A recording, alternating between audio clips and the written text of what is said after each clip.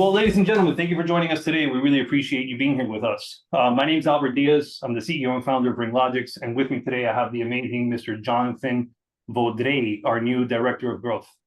Good to meet everybody. Thanks, Albert. No problem, man. So, and by the way, this is the first time that Jonathan and I do something like this together. So we're going to start learning our rhythm. He's one of the newer members of our team. So I am looking forward to doing a lot more of these sessions with him.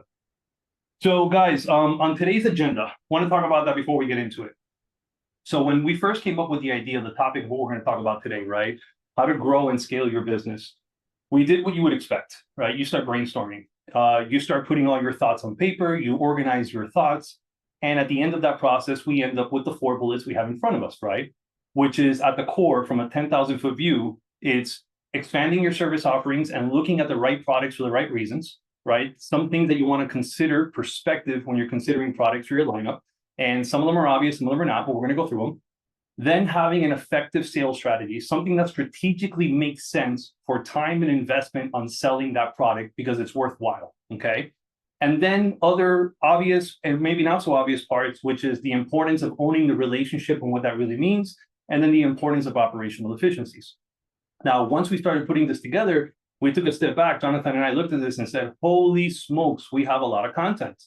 I don't think we can present all of this information in a reasonable half-hour, 45-minute session, right? We're going to go through it too fast.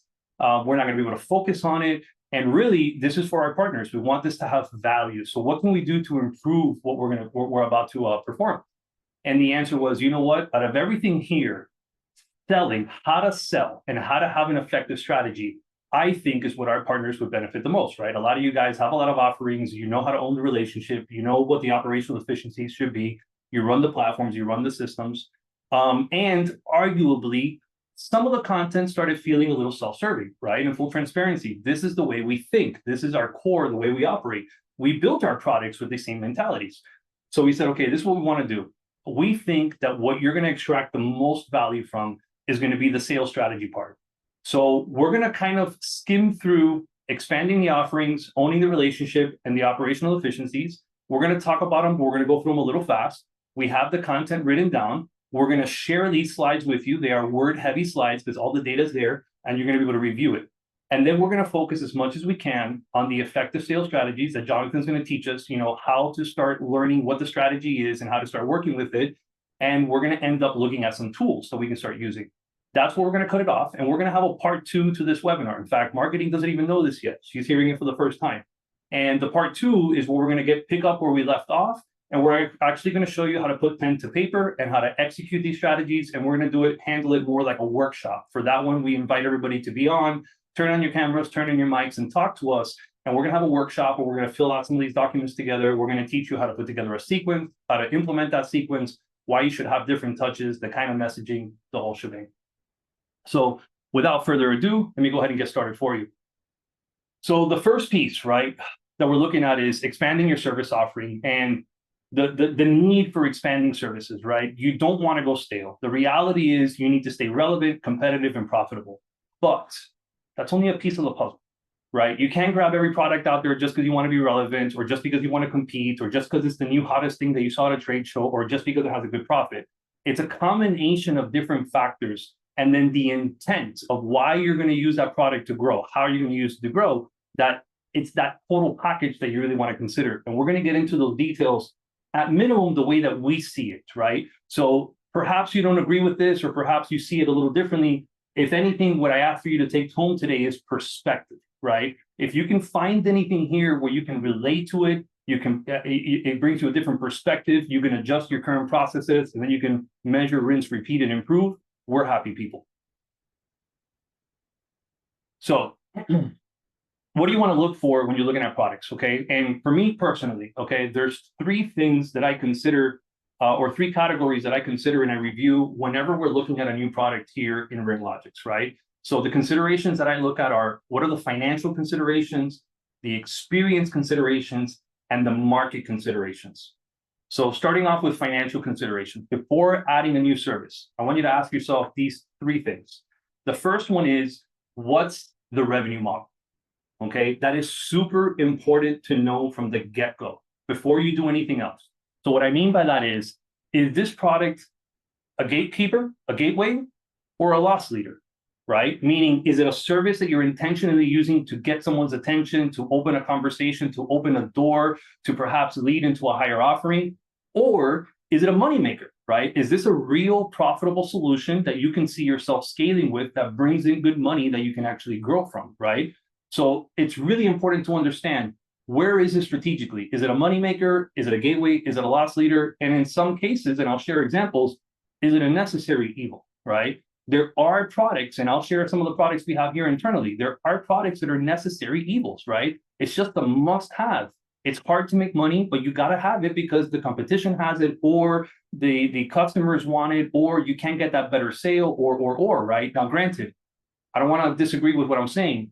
You can't only do something because of one factor. It's the combination of factors that make it have enough weight. So a good example I'll give you is our call center Zima product, right? We have a partnership with Zima for a very good high-end call center product. I'll admit right away, that product is a necessary evil, right? We do not sell enough of that specific product to justify the investment, to justify the support, to justify the margins that come in. However, I understand my partners need to compete, right? I have a lot of partners that are in the contact center space. I have partners that have opportunities. And if I don't have that solution for them, I could lose the whole of their business, right? We could be talking about a $500 partner. We could be talking about a $50,000 a month partner. And either way, I need to make sure that my partners have the tools they need. So very, very transparently, that kind of product is a necessary evil, right? Then the next thing I want to ask myself is, who is the addressable audience? And I think this is super important for the rest of the conversation. So is this a niche where you are a subject matter expert? For example, perhaps you provide IT services and you have a lot of legal customers, so you happen to be very familiar with LPNs, legal practices, how they handle their cases, the matters, the resource assignment, or document management, like legal, or perhaps billing and EMSs and billing systems, medical. The point is, if you're an expert in something, you have a niche, that's typically a place you want to look at heavily, right? And then the next question is, does it align with your existing customer base? Because a lot of times we bring in products and we're excited at the new opportunity it brings, but we forget we have an existing customer base where I have a relationship, where I have trust, I have experience, I have a rapport. It's easier to upsell an existing customer than it is to close a whole new one. Now, just like with necessary evils, you can venture outside of these areas, right? But the risk goes higher. So the question is, where are you in your career and in your growth? Are you really risky? You've tried everything else and now you want to venture out? Or is there a lot of space to do things that are arguably a little bit safer, where you might have a better return on your dollar? By that, I mean, you spend $1, you make $1, before you start getting into riskier areas where you might have higher reward, but you could also very likely have higher risk and just kind of completely blow your wad and not grow at all. And then the last thing I like to look at is ARPU and margins. It's got to make dollars for it to make sense, right? So is the revenue healthy or anemic, right? So what's the average revenue per unit? Is this something that I'm going to get $2 or $3 a seat, or I'm going to get 30, 40 bucks a customer, right? And what are the margins like? Am I making agent type margins in the 15, 20% range, or am I making ownership type margins in the 60, 80% range? Because at the end of the day, if you're selling $5, $20 services that have 15, 20, 30% margins, you're not going to drive any real growth. I mean, you're going to be spinning your wheels, you're going to provide a ton of support, and you're not going to do anything impactful. So really what you're doing is you're consuming resources for something that feels like a need because some really loud customer was asking for it, or the guy across the street is now offering it, or the last trade show you went to, it was the new booth and everybody was talking about it, right? But at the end of the day, if you take all of that excitement out of the picture, is this thing really impactful to your business? The next thing I look at are experience considerations, right? So beyond profitability, how does this impact my operations, my branding, my customer's experience? And here I got 3 buckets as well. And the first one is control. Okay, how much control do I have? Can I control the pricing? Can I set it myself? Do I need to plead and haggle with a vendor sales rep to try to get a special price from my customer?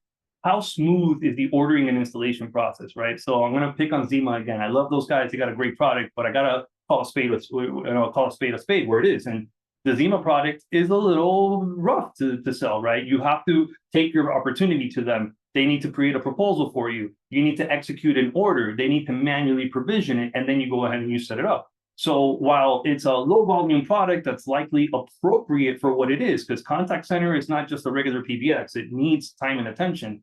The truth is, it's not self-provisionable. You can't create the tenant, create the service, give it to somebody right now. You have to go through a bit of a process. That's okay, right? But it's okay for a solution that's maybe 10% of your sales or 5% of your sales. It's not okay for a solution that you want to scale with. If you're trying to scale with it, that's absolutely a roadblock.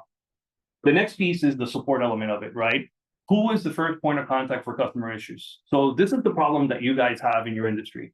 When you bring a product to a customer, the customer knows that you brought them, Comcast or Datto or whatever the product is, right? Often they understand it. But at the end of the day, you walked that product in through their front door, you convinced them to buy it, you sold it, you installed it, you may or may not bill it. So when the customer has an issue, the customer is not thinking this is a Comcast issue, then we call Comcast. This is a Datto issue, then we call Datto, right? The customer is thinking this is an IT issue, then we call my IT vendor. So you're going to be the front line, whether you like it or not, on the support of that product. So you got to ask yourself, what is that support experience like? What level of access and tools do you have? Can you actually configure it, provision it? Can you see logs? Can you troubleshoot it, right? How reliant are you on the vendor for help? And how much transparency do you have between you and the vendor so that there's never the situation of finger pointing or blaming somebody, because you can look at a log and you can determine objectively, this is where the problem is likely at, is where we need to look. And the last piece is the branding and ownership, right? So does it build and reinforce your brand? The reality is, if you don't own the customer relationship, that means someone else does. And to me, that's a big consideration. And we'll talk about this a little bit later on, but as you're selling other brands of other companies, you are building their company, their brand. And at the end of the day, if your customer is just buying a bunch of off-the-shelf solutions, AVG from over there and Datto from over there and Azure from over here, you're not offering anything special. And yes, you can tell yourself all day, no, they buy because of me, because I'm the best IT guy. I'm the most charismatic person out there. I know every problem. I have 25 years experience. Okay, that's all self-promoting. That's not real, right? And the thing is, the guy next door can come in with that same story. So you really have to ask yourself, is there something special in my relationship, or am I a broker of commodities? And the more you see yourself on the broker of commodity side of the spectrum versus owning the relationship, I think the more vulnerable you are to market conditions. And that's the last piece in our product considerations, right? Is the market conditions. Understanding the impact of your service is crucial to that. So for example, you want to look at the competition and the market trends. Are your competitors already offering the solution, yes or no? And by the way, just because it's a yes doesn't mean it has to be a yes for you. It's just a consideration. It's a data point. So you can take a step back, look at this from 10,000 feet, and through the sum of all the answers, determine what's right. So are providers of the solution encroaching in your space? So let's use Comcast as an example, right? Comcast historically was a TV provider. Then all of a sudden they were an ISP. Then all of a sudden they're offering managed router, managed Wi-Fi, backup services, managed email, managed security. And the problem is, you do a good job at what you do, right? So the customer, unfortunately, is not able to appreciate the piece that you give them, right? The reality is the customer may forget that the reason they run so smoothly is because you proactively manage their technology, right? So all of a sudden Comcast comes around and Comcast offers them $100 managed router, $100 managed this, $100 managed that. And the customer looks at Comcast and says, okay, my IT vendor is charging me $1,500 a month, and Comcast is willing to do it for $450. Everything's working here fine. I'm overpaying these guys, and they move over. Now, I can hear what's happening on the other side. Some of you guys are saying, yeah, let them do that. They're going to come back. I had a guy do that, and he came back right away because he understood that Comcast sucks. No, listen, absolutely, that can be true. And in many cases is. But wouldn't it be better to avoid that? Wouldn't it be better to have the peace of mind that you don't really have that problem? And the idea here is that the right expansion can absolutely strengthen your business, but the wrong one can drain resources or put you in a place where you're not as attractive later on, right? And then I wrap it up with long-term equity and exit value. So how does this new revenue impact your overall valuation? So I would say that, if I asked around the room and I said, who here would like to sell one day? I'm the first one to raise my hand, right? I'm not going to sell anytime soon, but of course I'm doing this, right? Eventually I'd like to sell, and I'm an entrepreneur, right? This is my second company that I built to this kind of size or this structure. I'd like to build a third and a fourth before I retire. So for me, it's I have to ask myself, besides what it allows me to do today, besides what it could do for the paycheck of my team members and for myself, what does it do for me down the road, right? Is it a drain on resource, or is it a growth multiplier? And does it make it more attractive for future acquisitions? So I'm going to give you a very dramatic example in the telecom space. If you have, as an example, $250,000, okay, worth of VoIP business that you've brought to Ring Central, as an example, right? Just to pick on somebody. When you go sell your business, that $250,000 that you've taken them, you're not getting a valuation on it. The reality is that $250,000 in annual sales, right? 20 grand a month, you're maybe making 20% on that, right? So really out of the $250,000, you're only booking 50 grand.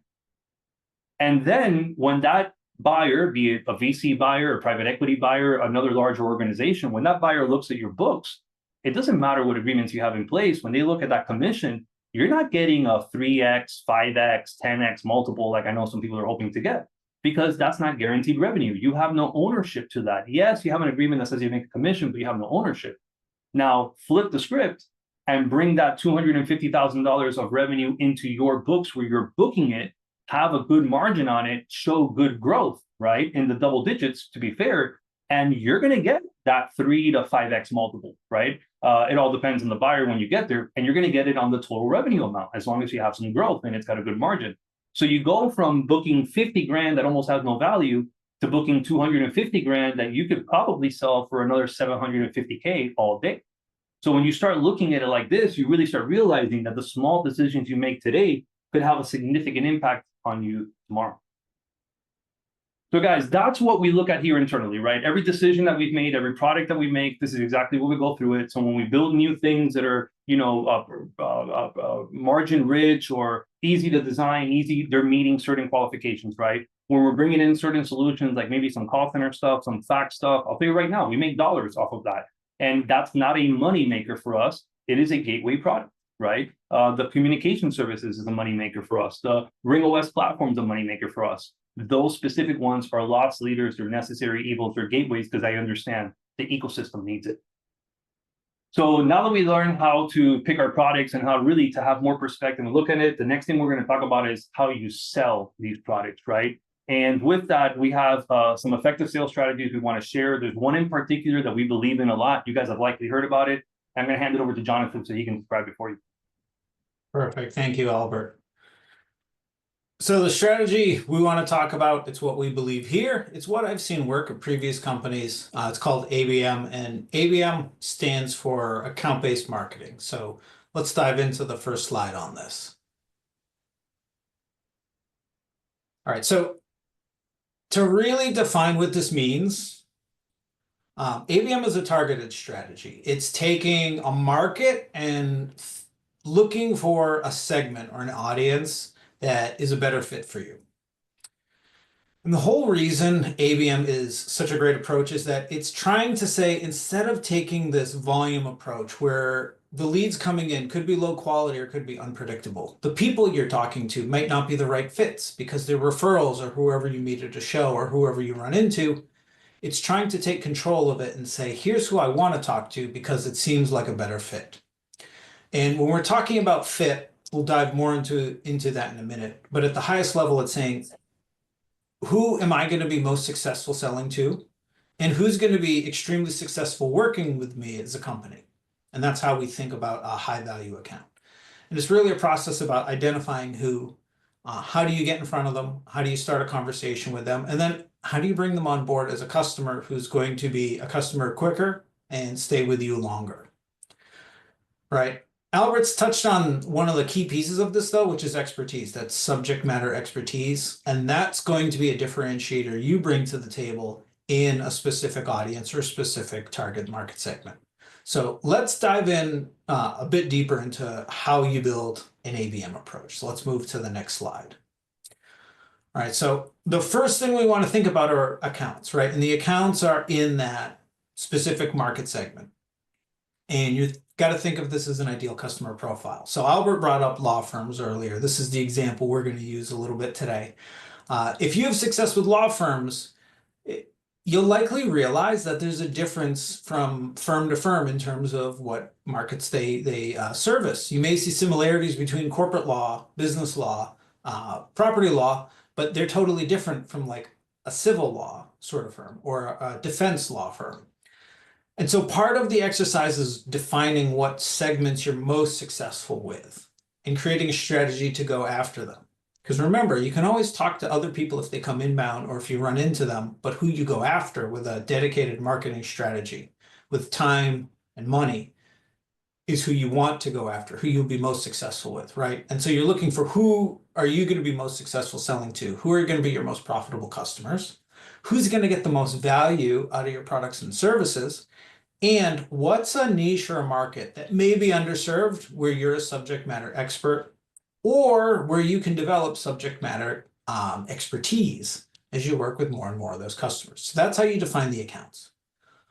Within those accounts, there are specific roles. Now, there's more roles in that account or in those accounts than you're going to personally go after, but you do want to define these. And some common ones, for example, are owner, CEO, specific departments you may go after, like IT, who are the key people in IT, the office manager, or it could be the head of operations or finance, the person who runs that office, the person who pays attention to everything going on, the dollars, the cents, the personnel.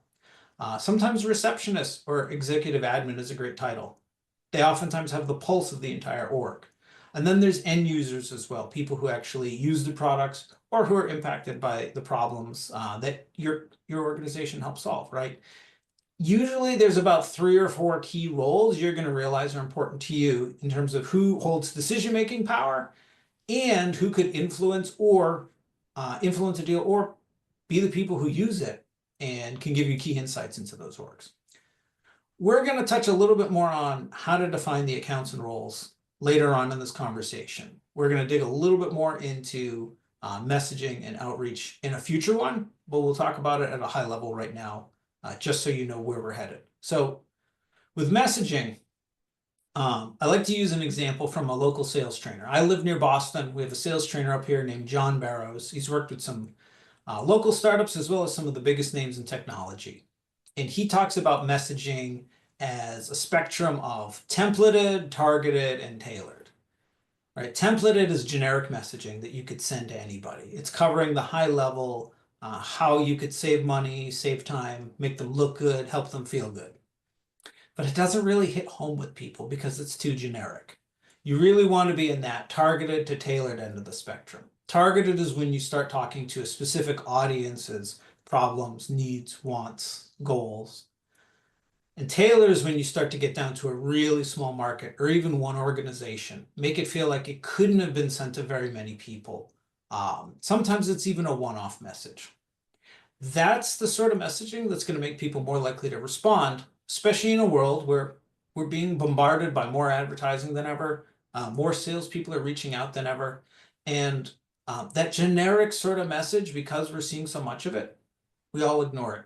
So specific messaging is going to really have an impact in a way that standard messaging or generic messaging just isn't. Now that we've defined who we're going to go after and the core messaging we're going to use that ties together the problems we help solve and how we do it, we want to gather contacts. And there are multiple ways of doing this.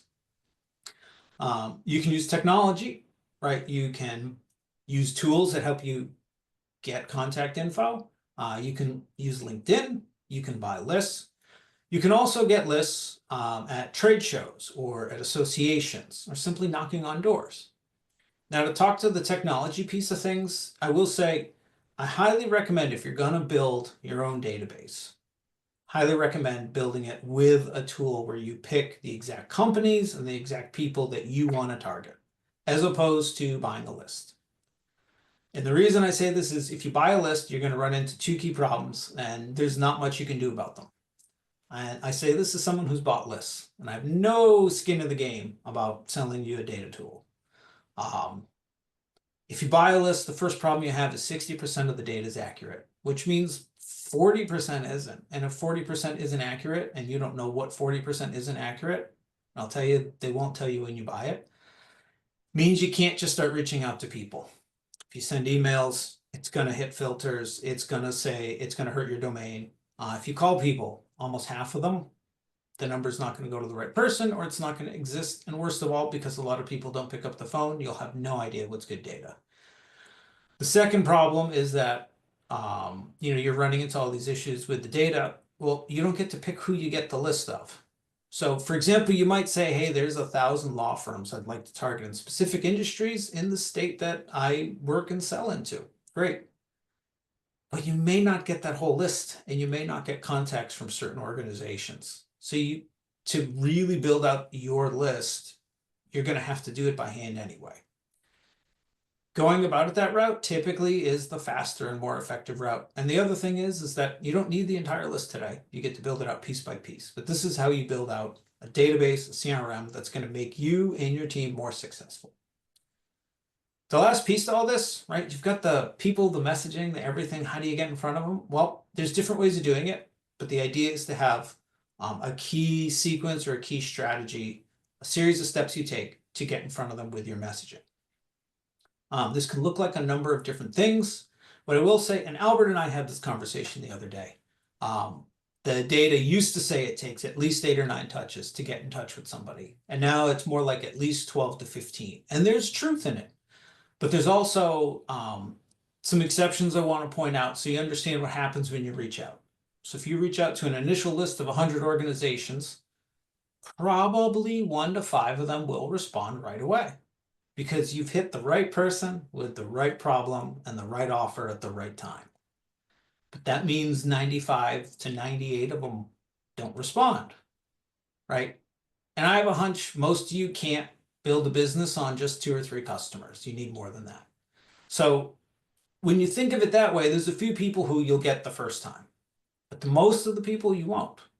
And I'm not even saying you'll get them the second time, but it's that consistent outreach over time. Right. And I experienced this in 2 different ways in my career. Most recently, at my last company, one of the industries we sold into was insurance, specifically property and casualty. And what my team would do is they would go and call into the account and do their research and figure out what problems or goals do they have that we can help with, who cares about those goals, and is there a timeline for that in place? We did this because we knew insurers typically made a decision on what we sold once every 5 to 8 years. And there would be about a 6-month window where they'd talk to us in that 5 to 8 year span. And if we missed it, we missed it. So once they figured that out, they would reach out to the key people that they knew had those problems or knew owned them every other month until the end of time, basically. And we got so many meetings where we had reached out for 6 months or 9 months or a year, where even a new rep took over the territory and kept reaching out, because we knew the repetition, right? The message, getting in front of them over and over is key. And so thinking of it more as a long-term strategy, where once you define that market segment, you're putting your time, effort, and money into it. So your marketing dollars and effort goes into that market to help establish awareness, get them to know who you are. Your emails, calls, texts, are all things to try and get them to get to know you, so that when the time comes that the problem's gotten to be too much or the timing's right, they're more likely to pick up the phone or respond to your email and talk to you. So this is ABM, right? How to build the structure in a nutshell. Let's take a quick moment, move to the next slide, and talk a little bit about why this is, right, such a good approach. Yeah, and right before we do that, so I want to resonate with the audience for a second. So guys, this is a lot of data, okay? And what I want you to, the context I want you to have while you're listening to this is that this is not a chaotic quantity, high volume kind of game. This is a structured quality game, okay? So the moment you start thinking about, well, where am I going to buy the list and how do I start sending the emails, you're already thinking about it the wrong way, okay? So this is a structure where you say, who is the account that I want to close? ABC law firm, ABC medical company, etc. And then you say, what are the roles working in those accounts, right? What pain does that account have? And how does that pain affect those roles differently? Because we all go through the same pain, but it has a different impact on us, our department, etc. What's the messaging that resonates that pain to that role? Okay, now that I have that, let me go look for contacts. And I can tell you from experience, and Jonathan touched on this, you're going to have a much better outcome if you handpick accounts and handpick people using tools like perhaps Surf and LinkedIn versus if you go buy a list. Because if you buy a list, you're going to get a list of 1,000 random people. They don't necessarily match your profile, your ICP, which we're going to talk about. It's going to be high volume. You're going to send 17 emails. You're not going to get a response. You're going to say this doesn't work. What I can tell you is when we started RingLogix, right? It's no secret. I founded RingLogix February 1st of 2019. I started this company with 4 employees and 0 customers, right? I sold, onboarded, and supported the first 50 partners that we closed. And I did it with this process, right? This is exactly the process that I used. And I probably had maybe 40 outreaches a day, 20 outreaches a day, if that, right? And probably had our first 50 partners in the first year, give or take. And that's where we started growing. And then we started relying more on advertising. And now we're getting more back to ABM. But my point is, unlike you might learn in some, growth seminars I know you guys go to where they say, yeah, you're going to write this note, you're going to email this note. This is not like that. This is a true enterprise growth-driven model that we know works, and we want to share with you guys how to do it. But the trick here is to not get overwhelmed, to not think about it too much. Remember, it's easy to start small and complicate later, but it's really tough when you start overly complicated to simplify after the fact. Spot on, Albert. Spot on. Go to the next. All right. So why this works so well, Albert just really touched on this. You're laser focused on the right people where you know the organization, you bring some sort of subject matter expertise to them. You're talking to the right people with the right messaging, people who are going to be more successful working with you than organizations that aren't your ideal customers. You're going to have better conversations, right? You're starting with messaging that resonates to them, their problems, their needs, and the way they say it, which makes them more likely to want to talk to you. And your expertise allows you to have a better conversation with them once they do start to talk to you. You're starting everything off on the right foot. So when you do get in those sales cycles, you're more likely to win because you work with people like them and you understand their business better and you get results for people like that and they want to work with you and they're more likely to stick with you in the long term. Like Albert just said, this is a game of quality. It's not quantity. You're better off going after 20 accounts that you believe you could be successful with than 200 who might be a ballpark fit. When we look at stuff, when we look at the market here at RingLogix, we know there's, our research says around 40,000 MSPs out there. We know a lot of them are a good fit for us. We know certain segments are a better fit because they're going to be more likely to want to work with us and they're going to be more successful with a product like we have to offer. So even for us, we know that there's this huge market, but we don't need to go after all 40,000. There are segments of hundreds or maybe a few thousand, right, in different miniature audiences that we're going to be more successful with. And that's where we spend our dollars and our time marketing and selling to. Knowing that if the other parts of the market come in, they could be a good fit. And so that's another way to think of it. You're not just limiting yourself to the smallest market possible. You're putting everything towards smaller markets where you know you'll be successful, but you will bring in people in the peripheral of that who you can be just as successful. So we talked about why ABM works. What happens when we get somebody into that initial conversation, right? That first call is typically called a discovery call. So let's jump to the next slide and talk about some do's and don'ts with that initial conversation. Jonathan, I want to add one more comment. Sure. So when we talked about the orchestrated outreach, Jonathan mentioned, stats used to say you needed about 9 touches back in the day. Today, you need about 13. So I want to give you some context on that so you understand why that's important. So my background, before I got into this particular industry, I was in the cellular industry. I worked for companies like T-Mobile, Singular, and Nextel, right?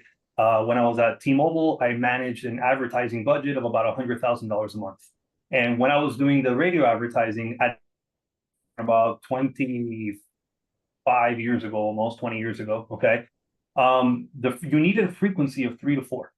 And frequency is how often somebody saw your brand somewhere. And the statistics said that you needed a frequency of 3 to 4 before somebody subconsciously recognized you. And if you had a frequency of 3 to 4, then they were more likely to react on your call to action. And in the advertising space, in the radio space, that's extremely important because a radio ad has a shelf life of 60 seconds. You run your ad and whatever you're going to get it within 60 seconds of that ad stopping. After that, it diminishes by 90% every minute that goes by. So the reality is when we talk about doing 13 touches, I want you to understand that the first 8 to 10 touches, they're just warm up. They're literally tactics to put your name in front of that person. They're not conversion. You're not expecting a result out of it. You're not going to get somebody who's going to, get hooked on the first email. You might, fine, but that's not what you're going for. Really what you're going for in your first 8 to 10 touches is a subtle way of putting your logo or your name in front of that person, a subtle way of giving something to them, so that once they've reached a frequency of closer to 9 to 10, because in my opinion, if the frequency was 3 to 4 20 years ago, the frequency today has to be closer to 10, because there's so much more advertising, so much more product, so much more mediums, right? Like we didn't have a phone like this 20 years ago where you were looking at Instagram and TikTok and Facebook and LinkedIn and you had all these things constantly hitting at you, right? You basically had a TV and you had radio. So today, those first 9 to 10 touches, they're all about getting your logo in front. So by the time you start getting to that 10, 11, 12, 13 touch and you start making phone calls and you start actually giving actions, will call to action, you're more likely to get a response at the end. And that's really important to understand so you don't get discouraged as you stop, or you don't have the wrong expectations. Yeah, 100%, 100%. So we get them in that initial conversation, right? Typically, it's called the discovery call. I will say, discovery doesn't end with the discovery call. My previous head of sales loved to say that discovery doesn't end at the end of the discovery call. It ends when you discover their signature on the contract. And so keep in mind, you can use these strategies throughout the entire sales process. So let's talk about the don't do's first, right? There's 3 big don't do's. The first is spending too much time focused on their pain and their problems. Now, this might seem counterintuitive. However, the thing is, if we spend too much time on those problems, we're never getting into the more important parts, which is, hey, this is solvable, or what are you hoping to achieve? Where would you like things to get? It almost puts the prospect in a place of, hey, things can't get better. So we want to spend some time on it, but not too long. The second thing, spending too much time on features. Features are great once we've established, right, here's the problem and here's how it's impacting them and what could the future look like. And by the way, this feature is going to help with this. A CEO I worked for used to say the mistake salespeople make is they start pulling out features and saying, hey, do you need something that does this or that? Waiting for the customer to pick one. In reality, that's not how people buy. So features are great to support, but they're not great to lead with. And the last thing, closing too soon. Normally where this goes wrong is once we've identified a problem and maybe some of the deeper level issues with the problem, it's jumping too quickly to say, well, I could help solve that. Let's keep going. Instead of getting to the other states that we want to get to in discovery and uncovering everything. So the first thing we want to do in a discovery call is understand what are their problems, challenges, or the goals that they're having trouble hitting, right? If you don't know much about the customer or this isn't clear, you can start with a really open question like, what are the biggest hurdles you're facing in your current process? If you know more about them and you're that subject matter expertise, you could say, hey, I know partners of corporate law firms typically run into X and Y. Talk to me about that. How is that going for you? What do you see? So you can bring the expertise. The deeper you get into the market, the better you know the company and the better you know each of those, right? Each of those key roles. Once we've identified a problem, we want to dig deeper and we want to understand impact. And impact is 2 things. Impact is what's the impact to the business, and impact's also what are the emotions they're feeling. So for example, if the team's spending too much time on administrative work, the impact to the business is going to be hours lost. The business impact could be there's high turnover, there's low morale. But then, the manager is frustrated because the work's not getting done. They're worried about the turnover, and the employees are frustrated because it's hard to get their job done. So we want to understand all these things, that we get them to articulate what's going on and how it feels, because then they own it, right? We then want to talk about the future, right? If you could change anything, what would you change?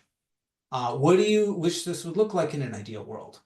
And we want to ask these questions because we want to understand, do they have a future state they're trying to work towards? Or, and this happens sometimes, is this the way they think things just are, the way business is? Because if they know what they want to get to, great. Now you can help work towards that with how you propose your products and services, how you could help them if it's a fit, But if they don't know what ideal looks like, because you're a subject matter expert in this industry, in this vertical, you can help show them what that looks like. And the last piece are the consequence questions. And it's really the cost of doing nothing. At my last company, this is where we lost most of our deals. Not to competitors. We won about 50% of the time if there was a competitive deal. We lost way more often if there was the opportunity to do nothing. And so it's helping them understand what happens. Hey, what happens if nothing changes in the next 3 to 6 months?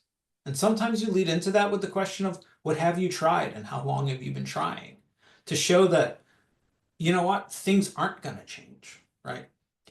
Following this process isn't about just selling somebody. It's also about you getting to know them and qualifying them to understand if they are a fit for your business. Because sometimes you'll go through this process and realize the problems they have or the situation they're in isn't one that you're best suited to help them with.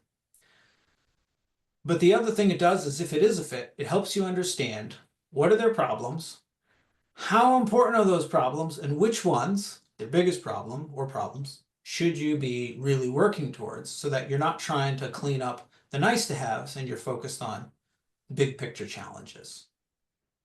So this is a core discovery framework that works really well. Albert, anything you want to add before you dive into some of the tactics and techniques you use as part of the sales process? Oh, thank you, Jonathan. Appreciate that. I mean, I think you explained it really well. If I added anything to it, is this is a framework. But notice I'm saying it's a framework. It's not the framework, right? So part of it, and we're going to talk about this now in strategies, different styles. Part of it is understanding what works best for you, right? And adopting this. So obviously the example questions here may not be relevant to what you do, but the point is to give you the intent, the context, so that you know how to create your own questions on your side.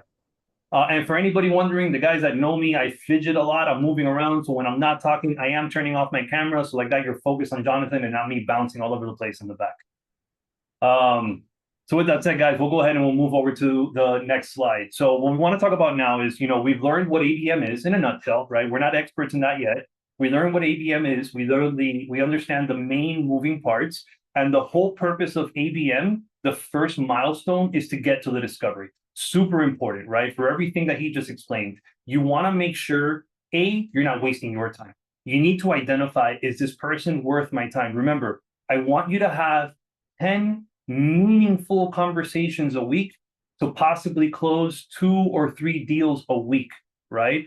I don't want you to have 100 conversations a week to maybe close 1 if you get lucky. The success rate is very small. Most people don't have the tenacity to go through that. All the failure is going to make you want to quit. So it's about doing good quality work, and having a good quality discovery and running it well and having a predictable process is how you know what your outcome is likely going to be. You're going to start creating statistics. You're going to start building a pipeline, and you're really going to understand how does your business grow. Now, once you got to the discovery, right, there's typically different ways to handle the conversation, whether it's closing on the discovery or closing on the deal itself. And we're going to talk about some of the different techniques that exist. And then I'm going to talk about the technique that I used, right? And if I was ever part of, working on your account, you may recognize a sentence I'm going to share and say, yeah, he told me that when we worked.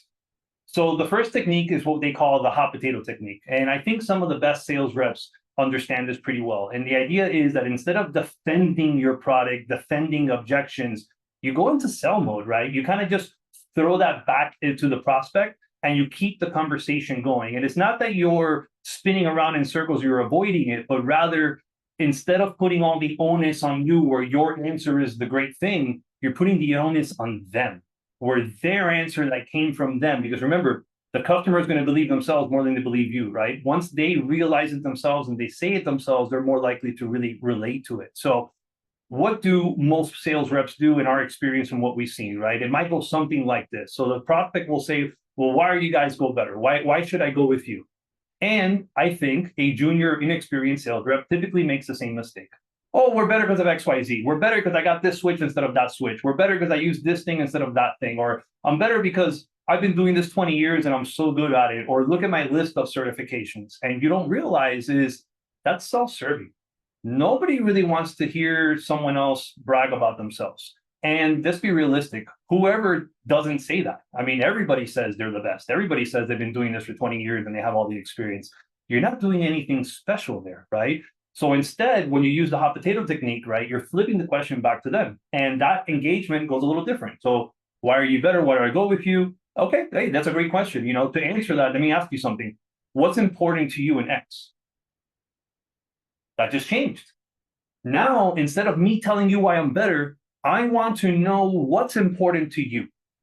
Okay, you're typically going to tell me, well, I'm looking at A, B, or C. Okay, got it. Why is that important to you? I need context. Now that I know that X is important to you, let me know why. Oh, okay, because we had issues with this, or I had this operational issue with that, or my margin is small, whatever the answer is. Okay, and that's where you come back and say, okay, no, I get it. That makes sense. Relate to them. Let them know. Validate what they're telling you. All right, that makes sense. So if I understand correctly, you're looking for a solution that helps with X because it has this impact of Y. Would it help if I showed you how to take care of that specifically? And all of a sudden, the customer is saying yes to their own question, to their own answer, right? So instead of me regurgitating or just doing what I call word vomit, where I just speak for 10 minutes on every reason that I'm great, I'm asking you what's important to you. And then I'm only giving you that reason. So that when we hang up, that's what you're thinking about. I told Albert that this was my problem, and Albert told me he understands it, and this is how they addressed it, and they showed it, right? And we kind of get straight to business. Another technique that we've seen often is what they call the risk reversal technique, right? And that's where you stop selling on features and benefits, which is always the case, right? But you start selling on risk, okay? So you shift the conversation from features and benefits to risk. Now, let's assume here, let's give you guys a relevant example. Remember, I'm not in the IT business. I don't sell these products. So I'm just kind of making this up as I go. But let's assume you're selling a backup product, you know, and someone says, well, you know, what's good about your product? You might typically say something like, okay, our backup solution is great. You got access to all your files. I got snapshots. I got access to it. It's always on. It's 24/7. It's gold line. It comes with a cherry on top, et cetera, et cetera, et cetera, right? That's boring. That's what everyone else is saying. That's something they can read from your website. Instead, you want to ask them a question. You want to flip it with a risk. Well, what would happen if you suddenly lost access to your critical files? And the person on the other side, 9 times out of 10, excuse my language, they're going to say like, oh shit, that's a bad problem, right? If I'm in legal, if I'm in medical and I lose my files, what compliance am I not meeting? What problem am I having? What customer did I upset, right? What rule did I break?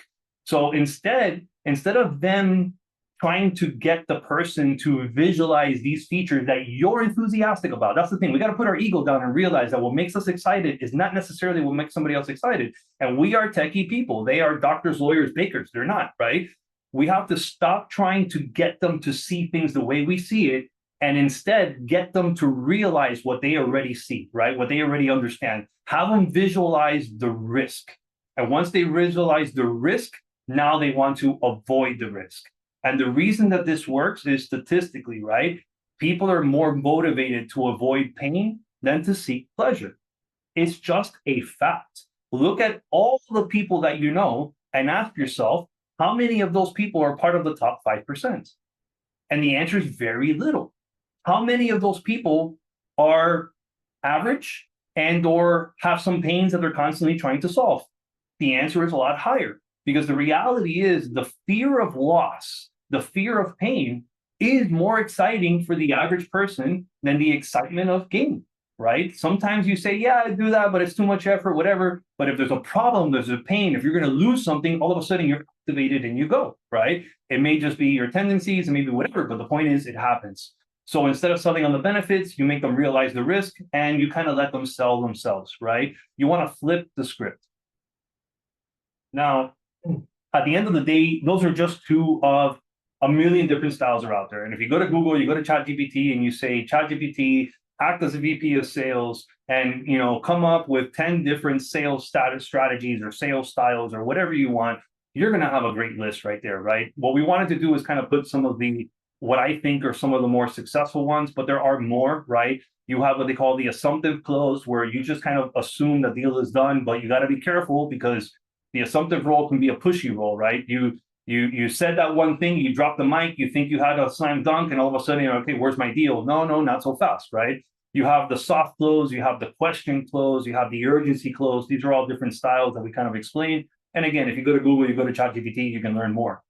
And then there's what I call my personal style, right? This is something that just kind of came natural to me. It's the way that I behave. And I, came up with a name for it. We're calling it the reversal close. And that's where you flip the script and let the prospect reveal what's really on their mind. So, for example, at the end of a call, and I said this before, if I was involved in the discovery part of your sale, I would have likely made this comment to you. And it's not because it's my gimmick or my trick. It's just naturally the way I am. And I would say something like, listen, I'd love to work together, right? And I'm not asking you for the sale today, but I would like to know one thing. Is there any reason why you wouldn't move forward with us? And for most people, that's off-putting, right? Most people are used to a salesperson asking for the sale or pushing that last thing. And instead of putting them in a position where now they got to listen to me, I put them in a position where they need to think and they need to answer me. And that totally changes the chemistry in the brain, right? It catches them off guard. And at the end of the day, they start revealing their objections to me, the real things. They stop and say, okay, well, why wouldn't I do business with Albert? And they're telling me flat out. Now, this is what I've learned in this process.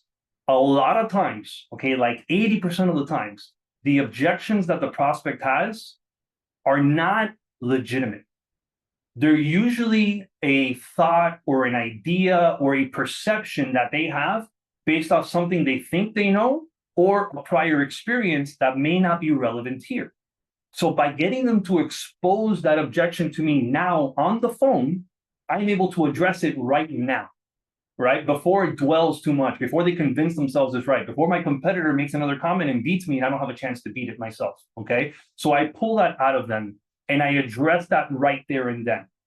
And the idea is you want to eliminate the no's, because if you eliminate the no's, the only thing left is a yes, right? So I address the reason you wouldn't move forward. Well, now, if I address that, let's move forward, okay? And when they hang up, that's typically impactful for them, because the last thing you talk about is the first thing they remember. And the last thing you talked about was, I told him why I wouldn't move forward, and he very cleanly took care of that for me and made me realize I was mistaken or I don't need to worry about that. He addressed my concern, and that's what they're thinking about. The thing that really stopped them, you eliminated that. And they're going to remember that before remembering 250 features that you're pushing them. Now, again, you got to learn your natural style. We're all different. None of us are better or worse than the others. We're just different. Some of us are more quirky. Some of us are more calm. We speak faster. We speak slower. We have different tones of voice, different personalities, behavioral styles. We are a soup of personalities. So the idea here is to kind of understand which one of these styles most resonates with the way you naturally behave.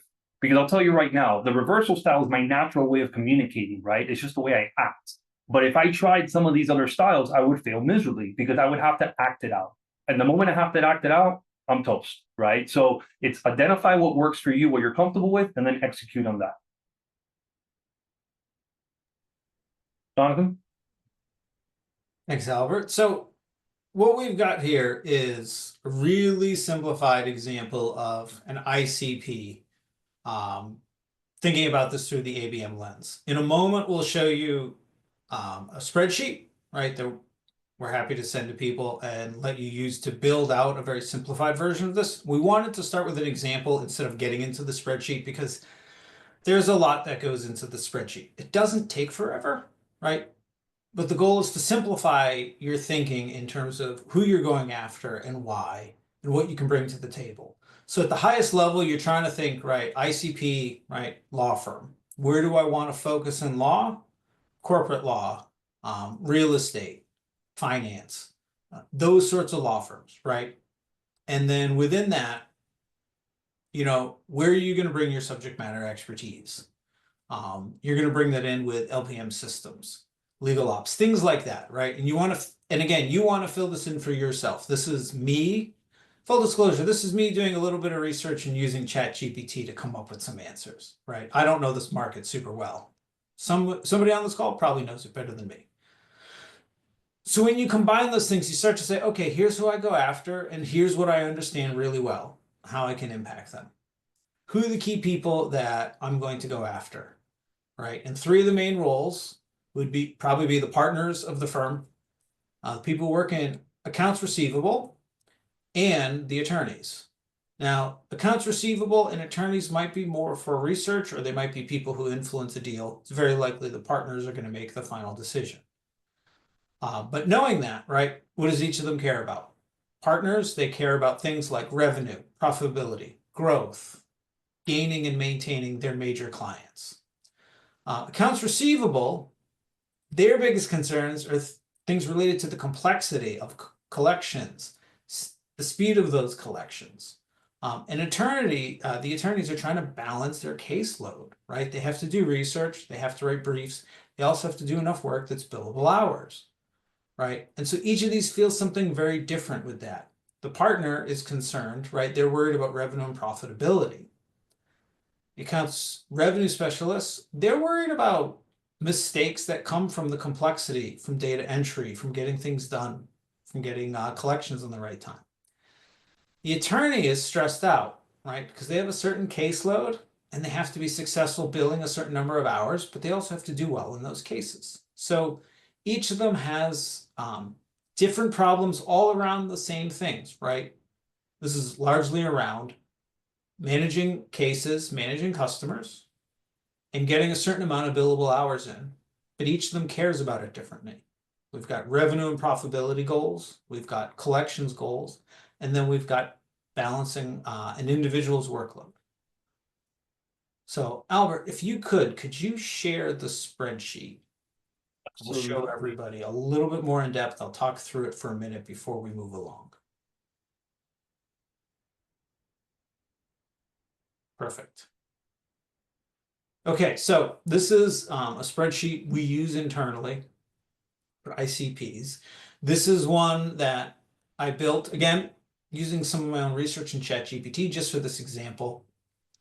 And the goal of this is to do this, to put all the inputs in so that you have the information you need to make your decisions in terms of what are their problems and what could the messaging look like. That's all this is here for, right? And so the ICP, lawyers using LPM software, right? The industry's legal. Ideal companies, that's where you'd list them out. This is when we get into our roles though, column E, partner, accounts receivable, and attorneys, right? As we go through this, you start to see different things, right? So they've got their roles and their titles, but what jobs are they performing? Well, partners, executive leadership, they're also responsible for sales. Accounts receivable is in the accounting team. And the attorney is more responsible for the day-to-day work, right? Casework and research.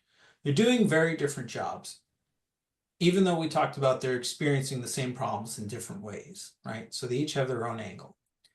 When we get to, problems, we talked about this already, the differences, right? The executive's interested in growth, profitability, major customers versus the accounts receivable interested in, there's complex billing and contract terms.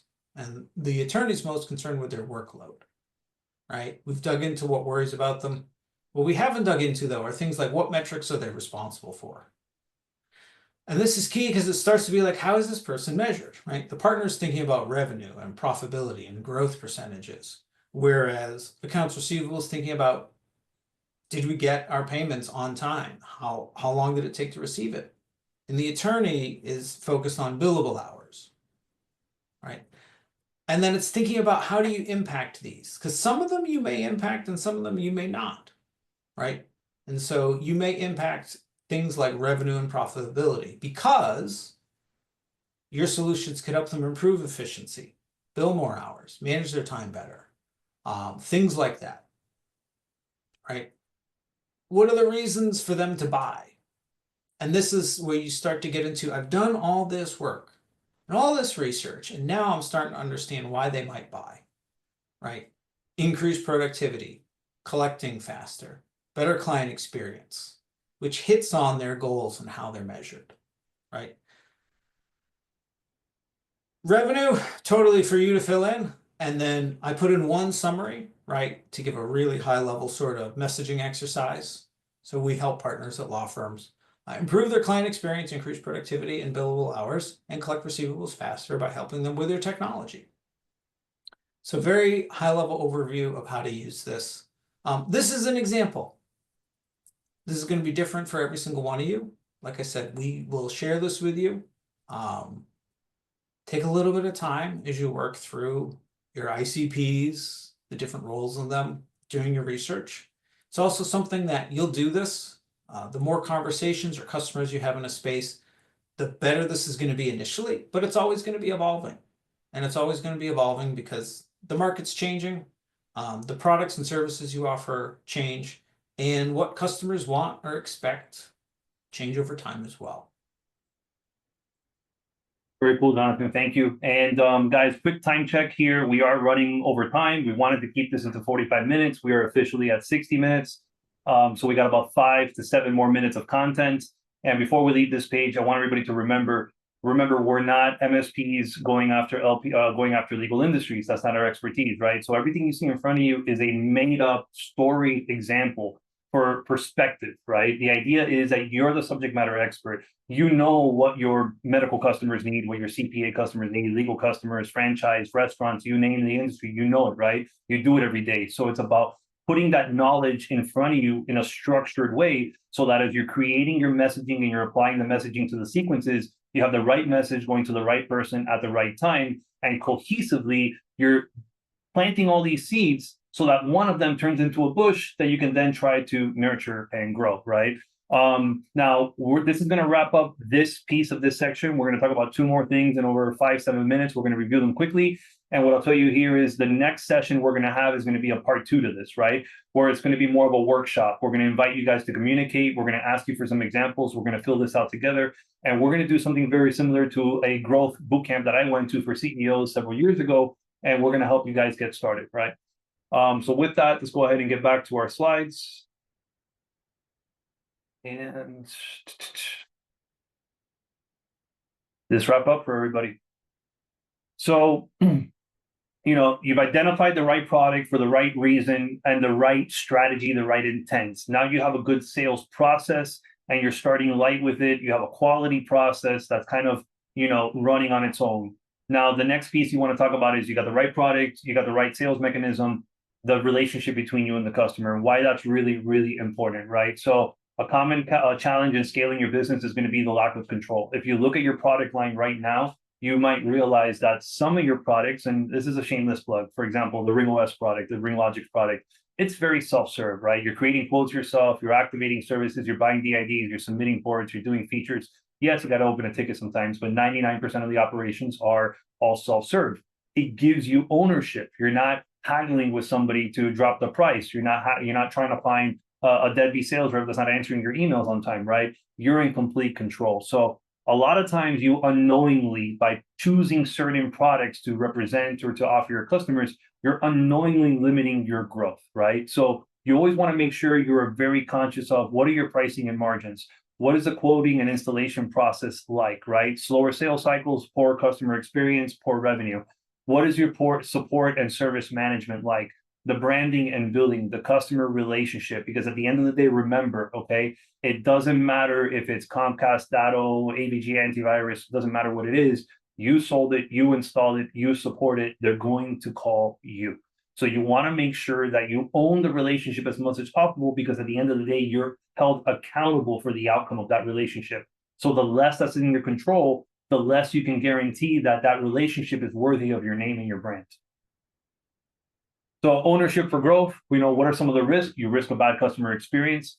You risk limited flexibility and profit. You might be handling customers to a future competitor. So I already gave that example with Comcast.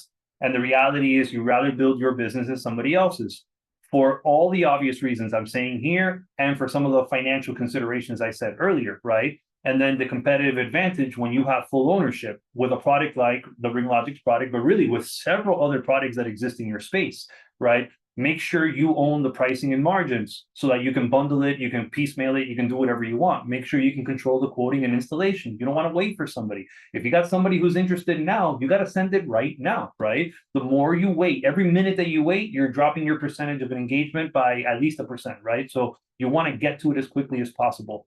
How do you manage the support and troubleshooting? How do you control the branding and the building, right? The reality is successful in MSPs aren't just selling services. You're building relationships, you're building trust. Therefore, the more control you have, the stronger you can control that relationship and that trust. Remember, guys, McDonald's is not where they are today because they hire great chefs and great fry makers. McDonald's is at where they are today because they own the relationship. They own it. They have their own potatoes for their fries, right? They probably have their own cows for their burgers, if I had to guess. They have a very specific machine that's made to fry the burger. And there is no faith that the person frying that burger is going to make it good for you. It is a systemized process where they own it. They own the potatoes, they make the fries, they own the fryer, they own everything. And that's what gives you the predictability of the output. One that they know their customers like, one that they know they can routinely deliver, and one that helps them scale. Because if McDonald's had to rely on a good person, a good chef that was going to make that burger well, I can guarantee you that if you walked into 3 different McDonald's, you would have 3 different experiences, and it wouldn't be where it is today. So that's really important to understand. Operational efficiency, and this is going to be our last slide today. Look, you want to work smarter, scale faster, right? So at the end of the day, you guys have systems. You might have too many systems, right? You have your PSA, you have your RMM, you have your whatever it is. You got a million systems, and the reality is, more often than not, I see a lot of systems implemented, but not really tuned or set up right. And I've seen a lot of PSAs that are being used as like glorified ticketing systems. And that's a problem, right? You need to have automation. We already talked about going from quote to sale to provisioning to support to billing to payment processing, etc. So the reality is you don't want to waste time on repetitive tasks. You want to reduce as many human errors as possible on pricing, provisioning, billing. You want to have faster response times, and you want to make sure that you don't have revenue leaks, because revenue leaks are a drain. Think of it this way. If you're leaking 2, 3, 4% of your revenue, that's straight out of your bottom line. Okay, that's impactful. So let's say you have a 5% leak in your revenue and you have a 10% EBITDA. Okay, that means that you could have a 15% EBITDA. That's a big deal. Okay, if you have a 10% EBITDA, you're making, I got $1 million in revenue, you're making 100 grand a year, you could be making 150. And I would argue that there's a substantial difference between 1 and 150, right? There's a 50% increase there. So it's understanding how that really impacts you long term. So that's where you get the quote to cash formula, right? And again, this is the part that I admitted was going to end up being a little self-serving. That's why I'm going through it quickly, right? So faster quoting and sales, faster automating provisioning, faster billing and invoicing. You want to make sure that you're not using an independent quoting system. I mean, I couldn't tell you how many times I see partners creating quotes in Excel spreadsheets or Word documents, right? That's a total disaster. Your sales reps are typing in whatever you want. It's different every single time. It may not align with exactly what's in the billing system. And look, I was a sales rep. I'll admit it. I used to make things up and sell it because I just want to get the deal done. Support will figure it out afterwards. You can't scale like that. If you allow yourself and your employees to do that, then you are totally getting away from the McDonald's predictive model, right? So you want to make sure that your quoting system will only allow you to quote services that exist in your billing system. You want to make sure that your billing system is directly integrated with your services so it can read counts and it can bill it for you. I know partners spend on average anywhere from 2 to 7 business days a month on reconciling. That's where they're logging into their Microsoft account and their vendor accounts, and they're counting all their licenses for their customers. They're trying to make sure all the licenses are getting billed. That's a disaster. I mean, ask yourself, if you didn't have to spend those 2, 5, or 7 days on reconciling, which is boring, and if I had to guess, maybe half of the people on here have ADHD like I do, and that's just excruciating, painful work to do, right? Imagine you had that time to sell. And if you're not interested in selling, imagine you had that time to lay back and go fishing, hunting, doing whatever it is you like to do, right? So for whatever reason, you want to save the time to use it where it matters and not use it on work that really doesn't produce revenue for you.